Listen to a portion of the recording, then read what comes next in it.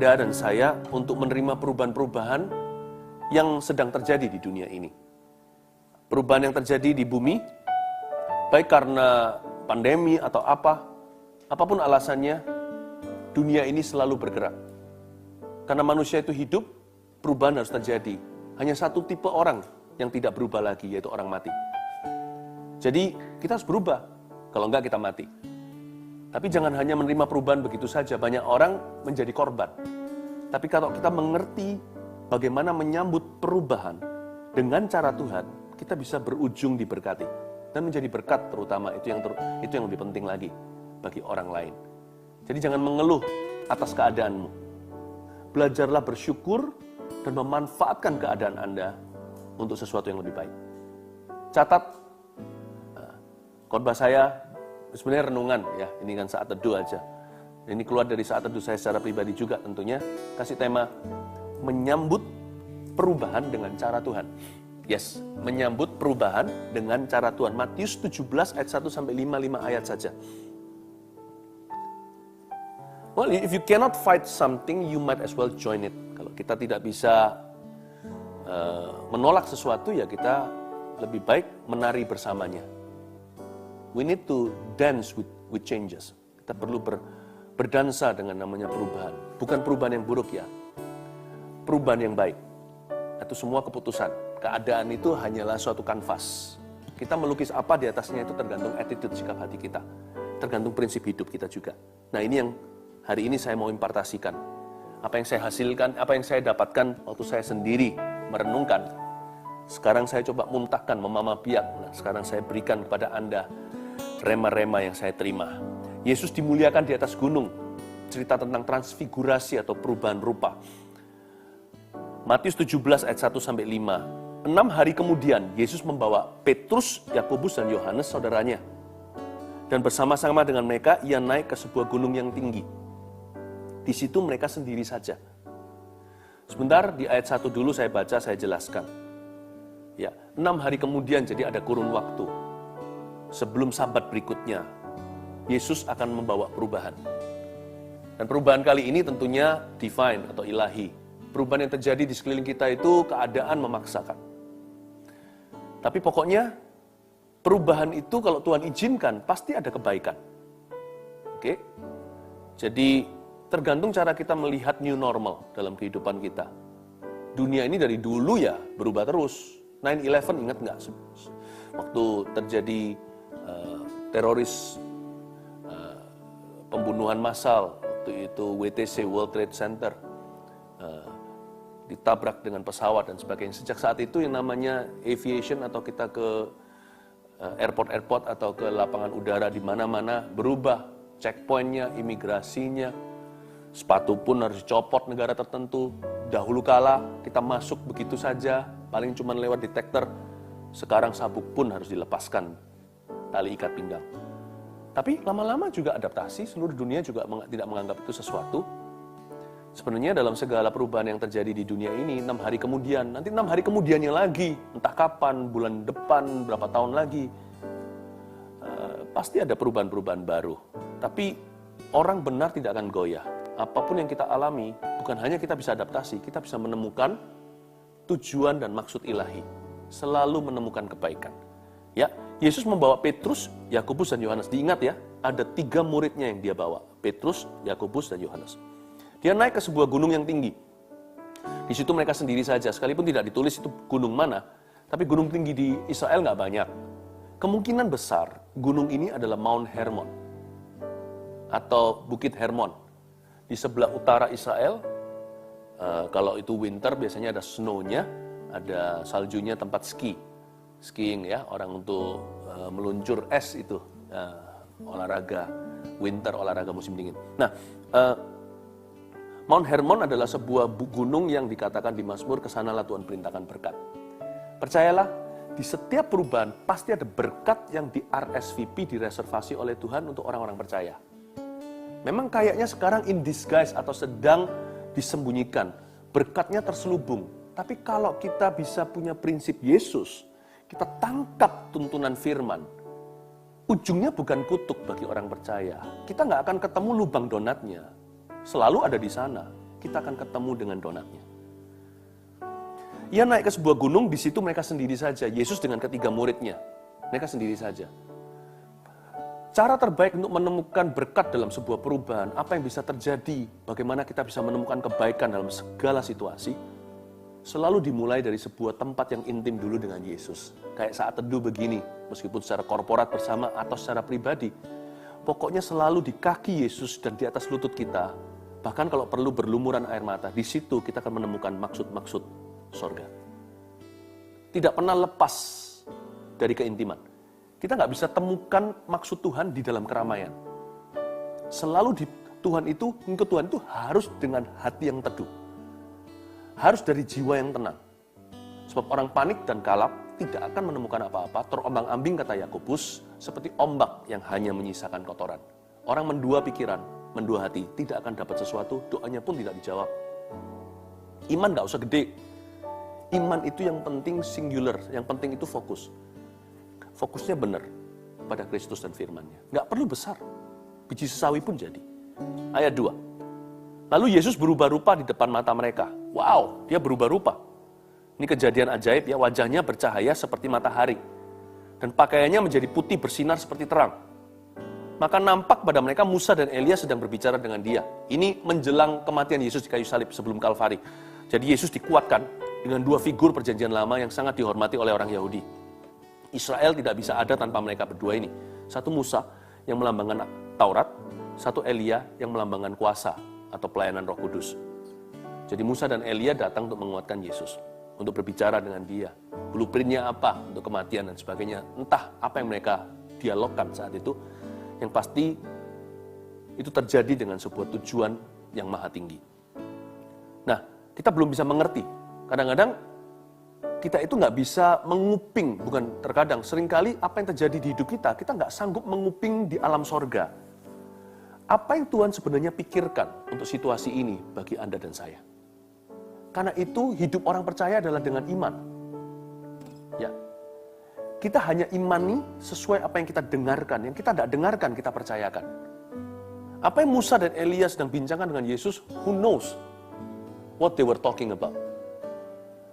Kira-kira Tuhan di sorga sekarang itu bilang apa ya tentang kehidupan kita? Aku nggak tahu.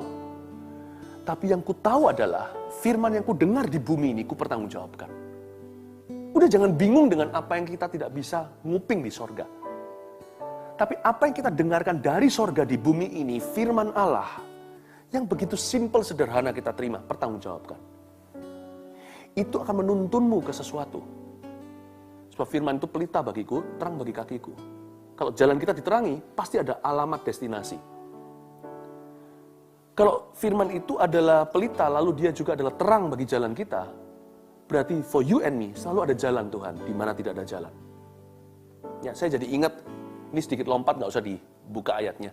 Saya jadi ingat, karena kita ini disaksikan oleh banyak saksi-saksi di awan. Marilah kita tanggalkan beban dan dosa yang merintangi dan berlomba, berlari-lari, dan terus berlomba dalam pertandingan iman. Ibrani 12 ayat pertama.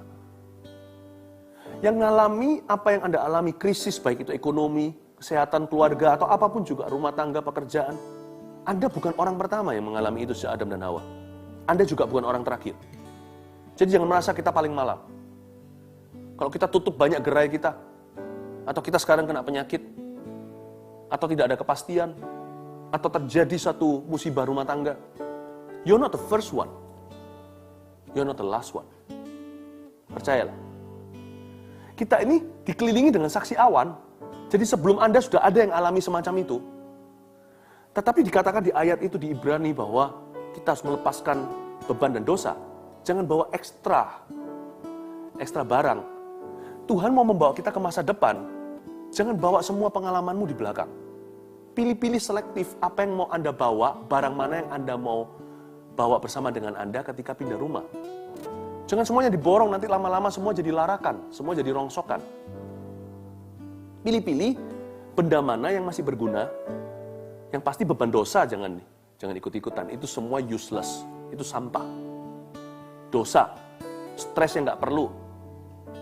Apa yang mendukakan hati Allah, pikiran negatif, kecewa, putus asa, itu semuanya jangan dibawa pindah rumah. Tuhan mau membawa Anda ke masa depan penuh pengharapan. Anda harus pilih hari ini koper Anda diisi apa? Koper hati. Koper hati. Ya. Jadi Tuhan itu mau memberi kita masa depan. Dan Anda dan saya dikelilingi saksi awan. Paham maksudnya? Dikelilingi saksi awan. Anda bukan yang pertama mengalami masalah itu. Dan dahulu kala sebelum Anda, pernah orang mengalami semacam pencobaan yang Anda lalui. Dan mereka menang. Karena itu mereka menjadi saksi Tuhan. Dan mereka menemukan jalan. Karena pelita itu, kaki mereka adalah firman.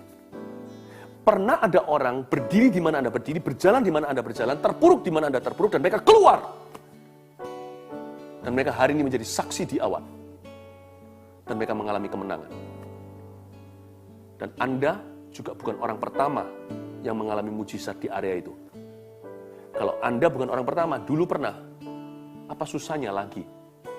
Jikalau orang ditolong, orang lain ditolong, saya juga. Tangannya terbuka untuk semua. Beritahu pada dirimu sendiri, saya bukan orang paling malang. Saya bukan orang pertama yang mengalami masalah saya. Dan saya juga bukan orang terakhir. Dan orang yang sebelum saya ini juga bukan orang terakhir yang mengalami kemenangan Tuhan. Yang mengalami mujizatnya. Kalau masalah orang itu bisa sama dengan saya, kenapa tidak kemenangan orang itu juga menjadi sama kemenangan yang saya terima? Kenapa tidak mujizat orang itu diduplikasi dalam kehidupan saya? Kalau lain ditolong, saya juga. Tangannya terbuka untuk kita semuanya. Bukankah firman ini pelita bagi semua orang? Nggak pilih-pilih manusia, bukan? Terang bagi jalan setiap orang yang mencari Tuhan. Kalau orang itu menemukan jalan di mana tidak ada jalan, Laut Merah pun diseberangi di atas tanah yang kering. Aku juga. Aku juga. Jangan takut sama perubahan. Lihatlah Tuhan yang tidak tergoyahkan. Dia nggak pernah berubah dahulu ke sekarang sampai selama-lamanya. Ini dia. Ya. Jadi kita dikelilingi oleh saksi awan. Oke, ingat ini. Anda bukan orang terakhir yang mengalami mujizat Tuhan. Jadi orang lain juga akan ditolong. Dan tadi yang saya bacakan kesaksian tadi semua itu bukan orang terakhir, itu bukan gelombang terakhir mujizat terjadi. Berarti hari ini Anda akan menerima mujizatnya. Hari ini adalah harimu, bukan hari keberuntunganmu. Hari ini adalah hari keselamatanmu. Kita lihat ayat yang keempat, kata Petrus kepada Yesus. Ini Petrus bilang gini, Tuhan betapa bahagianya kami berada di tempat ini. Jikalau engkau mau, biarlah kudirikan di sini 3 kemah. 1 untuk engkau, 1 untukmu, untuk Musa, dan 1 untuk Elia. Ini Petrus sebenarnya semi-latah. Karena Petrus itu selalu gegabah. Dia itu melangkah dulu baru mikir kemudian. Jadi ini orang memang unik sekali personality. Kepribadiannya sangat istimewa. Ya, itu jadi kelemahan berkali-kali dia ditegur Yesus, gurunya, Tuhan kita. Tapi dia juga menuai pujian dari Tuhan. Dan dia latah. Dia latah. Ada 3 monumen, sebenarnya meskipun ini di sini ini dia hanyalah keluar dari ketidaksengajaan atau ketergesa-gesaan lidah. Biarlah kudirikan di sini 3 kemah. Itu kan mengundang tawa.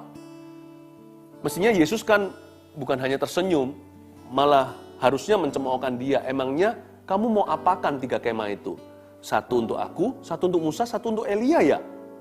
Tapi Tuhan kita itu tidak pernah ridicule, tidak pernah mempermalukan siapa-siapa. Jadi jangan pernah takut ke Yesus.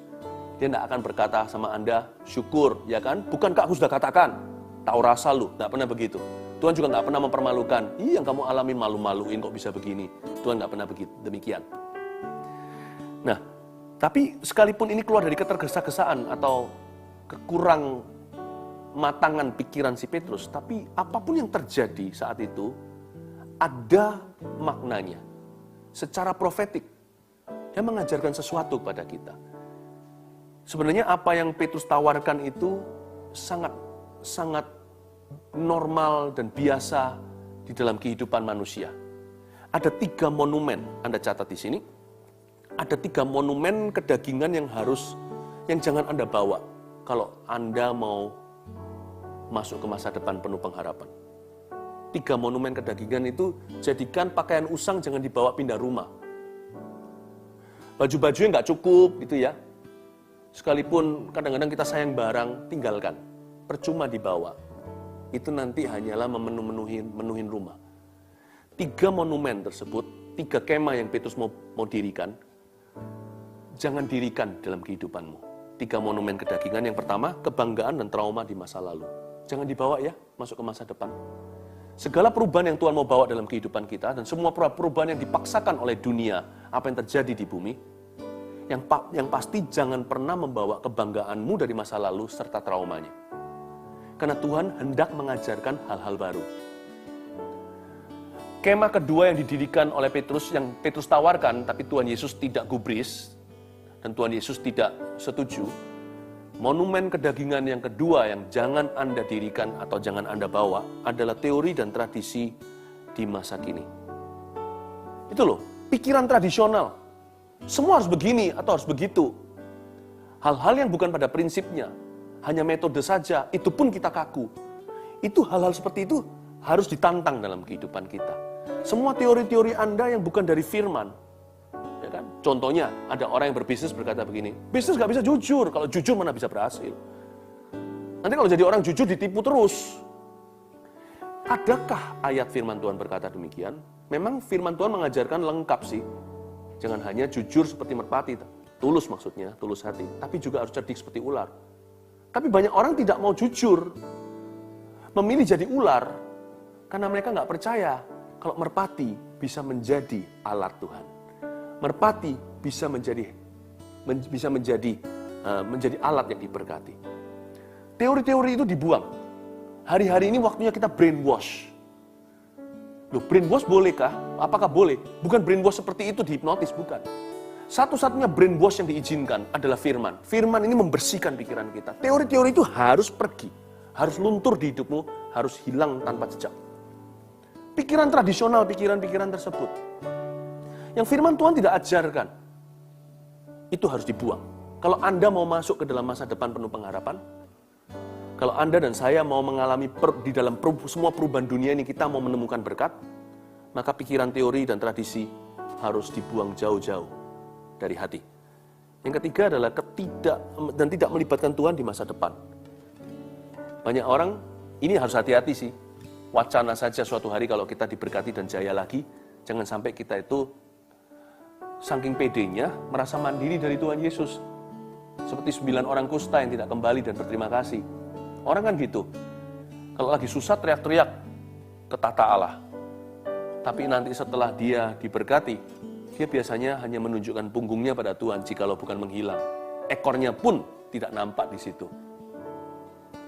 3 monumen ini, Petrus secara tidak sadar mendirikan kemah yang Tuhan tidak kenan. Tuhan berkata, aku tidak perlu kemahnya manusia.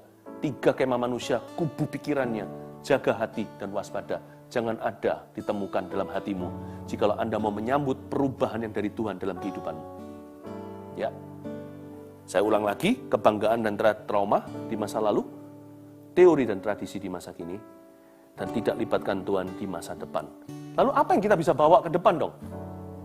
Yesus loh, naik ke Mount Hermon, ke Bukit Hermon, dia tidak bawa sembarang orang, dia punya 12 murid. Lebih banyak lagi, dia punya 70, lalu ada 300, 120, ada 300 nantinya, ada 500 orang. Yesus tidak bawa semua orang, Yesus hanya bawa Petrus, Yakobus, dan Yohanes. Apa karena mereka istimewa? Bukan. Karena mereka melambangkan sesuatu. Firman ini mengajarkan kepada kita untuk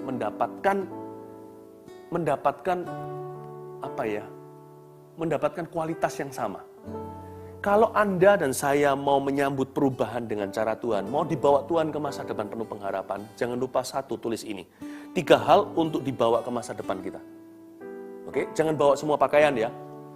Nanti numpuk barang di mana-mana, pindah rumah, sepatu yang nggak perlu, yang sudah terbuka hanya karena ada memorinya. Dulu pernah olahraga, suka sekali sepatu ini, nanti menuhin lemari, percuma itu. Jangankan dosa, beban aja jangan dibawa. Oke, jadi pilih-pilih. Anda mau bawa apa di koper hati Anda ke masa depan? Sebab masa depan dari sekarang sampai ke depan ini banyak perubahan. Jangan sembarang membawa segala sesuatu yang nampaknya menarik untuk Anda pertahankan. Bawa Petrus, tulis itu. Bawa Petrus. Petrus ini terkenal sebagai orang yang sangat kuat pertobatannya. Dia menangis ketika ditanya Yesus, kamu mengasihi aku? Ya, aku mengasihimu. Karena dia sudah menyangkal Tuhan sebelumnya. Dia menangis terseduh-seduh. Tidak heran, rasul yang kuat roh pertobatannya ini juga adalah rasul pertama yang memberitakan pertobatan 3.000 orang bertobat dan dibaptis pada saat Pentakosta. bawalah Petrus. Apa artinya? Bawalah apa yang menyulut pertobatan. Bawalah contrite spirit into the future. Hal-hal yang berbau dosa, tinggalkan. Tapi hal-hal yang mengingatkan Anda, mendorong Anda, bahkan menyulut pertobatan dalam kehidupanmu, bawa itu ke masa depan. Ini selalu menyulut pertobatan.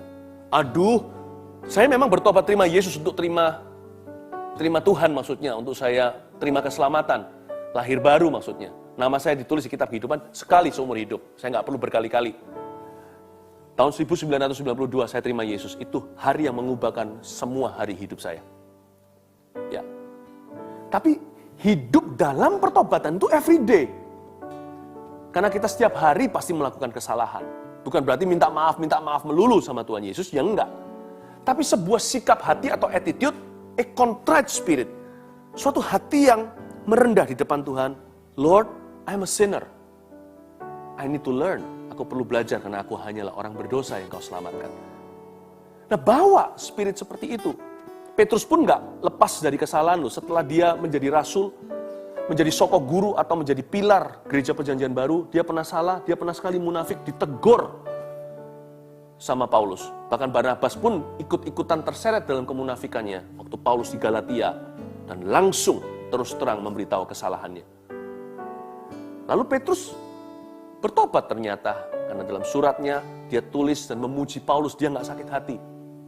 Yang satu lagi ini cerita berikutnya ini tidak ada di Alkitab. Tetapi kalau Anda pergi ke tempat di Eropa, di mana di Roma tempat Petrus dimakamkan, ada cerita secara tradisinya. Dan saya percaya cerita-cerita itu benar, meskipun tidak tertulis semua di dalam Firman Suci.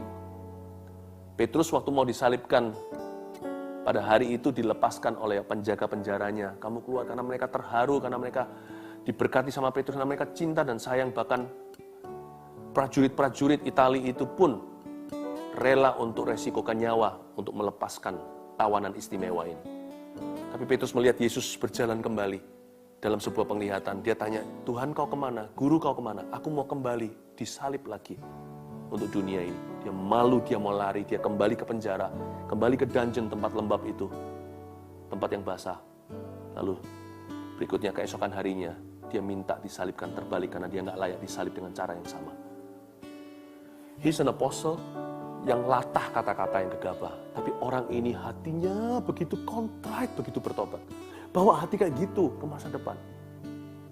Dan bawa hal-hal yang membuatmu mudah bertobat. Bawa teman-teman yang mengingatkan Anda untuk takut akan Tuhan, bukan menjerumuskan Anda dugem segalanya. Bahkan semua perkawanan jangan dipertahankan. Pilih persahabatan yang akan besi menajamkan manusia dalam Kristus Yesus Tuhan. Itu dia. Lalu bawa Yakobus. Kedua, bawa apa yang menyulut semangat. Yakobus ini nggak banyak diceritakan. Yakobus ini kokonya Yohanes. Mereka sama-sama anak Zebedeus, dulunya berapi-api, suka emosi, bahkan sekali mau minta halilintar untuk hanguskan orang Samaria yang tidak kasih Yesus visa masuk ke daerahnya.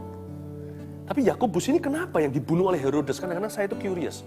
Kenapa dari semua 12 rasul bukan Petrus dulu? Petrus adalah runner up-nya. Juara duanya setelah itu dipegang, dipenjarakan, lalu dilepaskan karena doa gereja mula-mula. Kenapa Yakobus ya? Kalau saya pelajari sejarah Yakobus, James the Great, kokonya Yohanes ini, setelah Yesus disalibkan, dibangkitkan, Yakobus ini ternyata pergi ke sebuah kerajaan yang hari ini namanya Spanyol, memberitakan Injil di sana. Dia tuh semangat. Kalau Petrus gegabah, Yakobus semangatnya fokus. Lalu dia kembali, ditangkap dan dipenggal oleh Herodes.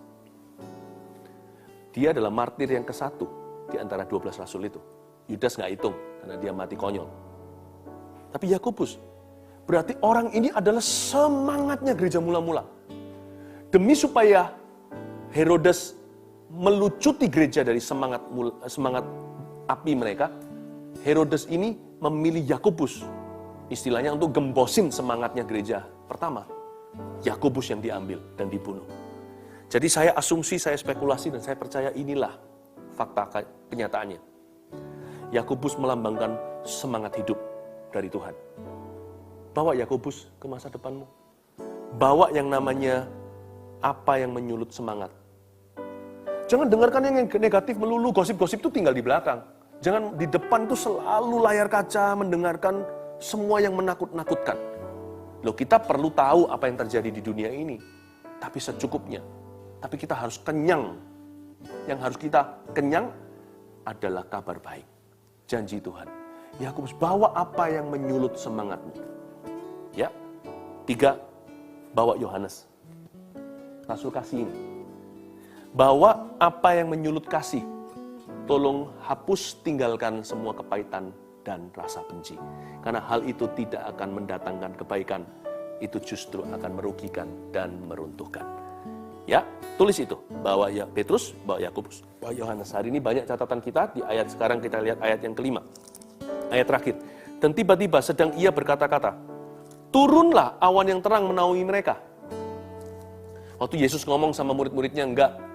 Maksudnya mereka waktu Petrus menawarkan 3 kemah tersebut, Yesus waktu sedang bicara itu, turunlah terang menaungi mereka. Dan dari dalam awan itu, terdengar suara yang berkata, inilah anak yang kukasihi, kepadanya lah aku berkenan, dengarkanlah dia. Mari kita penggal jadi 3. Oke? Inilah anak yang kukasihi, kepadanya lah aku berkenan, dengarkanlah dia. Yesus segera membawa perubahan. Bukan hanya di atas gunung dia transfigurasi, waktu turun nanti akan ada banyak perubahan. Waktu Yesus turun dari bukit tersebut, segala sesuatu berjalannya itu bergulir dengan cepat. Lalu setelah itu Kalvari, lalu sebelumnya itu Hosana dengan Minggu Palem itu, lalu habis itu Yesus mati, lalu bangkit, lalu habis itu penampakan 40 hari, lalu Pentakosta, lalu gereja mula-mula, lalu kesembuhan di Gerbang Indah, dan seterusnya martir demi martir, lalu pertumbuhan, lalu Paulus membawa Injil ke seluruh dunia, bergulir dengan cepat. Yesus mempersiapkan mereka bahwa perubahan di luar harus diimbangi dengan perubahan di dalam. Kalau enggak gitu runtuhlah manusia. Perubahan yang di dalam itulah cara Tuhan. Perubahan di dalam kita itulah yang mempersiapkan kita untuk menerima dan mengurapi perubahan yang ada di luar. Tulis ini, perubahan di dalam yang mendatangkan rencana Tuhan sebagai berikut. Inilah anak yang kukasihi. 1, loving God. Kasihi Tuhan. Kalau Anda mau menargetkan sebuah perubahan, targetkan hatimu untuk berubah semakin mengasihi Yesus. Bawa itu ke masa depan. Itulah cara menyambut perubahan dunia dengan cara Tuhan. Ya. Loving God. Inilah anak yang kukasihi. Bapa di sorga lewat awan itu bicara kepada 3 muridnya. Petrus, Yohanes, Yakobus. This is my beloved son. Kalau kalian mau jadi alat, bukan jadi korban dalam segala perubahan yang terjadi di dunia ini, dan maka kalian harus mengasihi Yesus. Loving God. Yang kedua, setelah inilah anakku yang kukasihi, kepadanya lah aku berkenan. Kepadanya lah aku berkenan. Letting God. Izinkan Tuhan.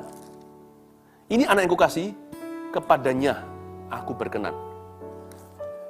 Tuhan, if it is pleasing with you, sering-sering berkata begini, kalau memang Tuhan kehendaki, kalau ini menyenangkan hatimu, terjadilah sesuai dengan kehendakmu. Kepadanya lah aku berkenan. Jangan paksakan dirimu. Let God. Let go and let God. Izinkan Tuhan. Berapa orang mengeluh, kenapa ini kau ambil, kenapa itu kau ambil, lalu kepahitan, kecewa. No, if you love God, then you must let God. Kalau kita mengasihi Tuhan, kita harus izinkan Tuhan. Tuhan gak pernah memaksakan, orang gak pernah kesurupan Roh Kudus. Dia mengetuk pintu. But you must let God have His way. Sekalipun kadang-kadang, kehendak Tuhan itu berarti kita kehilangan sesuatu hari ini kalau itu Tuhan izinkan. Kadang-kadang itu kesalahan kita, kadang-kadang bukan kesalahan kita. Seperti Ayub, bukan? Let God have His way. Belajar jadi orang yang rela setelah dia berusaha. Ya, yang terakhir, dengarkanlah dia. Ini penting, ini penting. Ini pintu terakhirnya, dengarkanlah dia. Listening to God. Loving God, letting God, and listening to God. Dengarkan Tuhan. Bukan hanya kasih Tuhan, izinkan Tuhan, dengarkan Tuhan. Kita harus mendengarkan Tuhan. Kalau Tuhan bilang ampuni, ampuni. Kalau Tuhan berkata kasih, kasih, jangan benci. Kalau Tuhan berkata berdoa, berdoa. Tetaplah berdoa.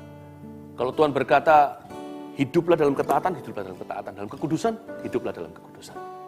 Dengarkan Dia adalah sumber kemenangan. Mendengarkan Tuhan adalah permulaan kemuliaan. Haleluya. Mari kita sama-sama berdoa. Terima kasih Tuhan.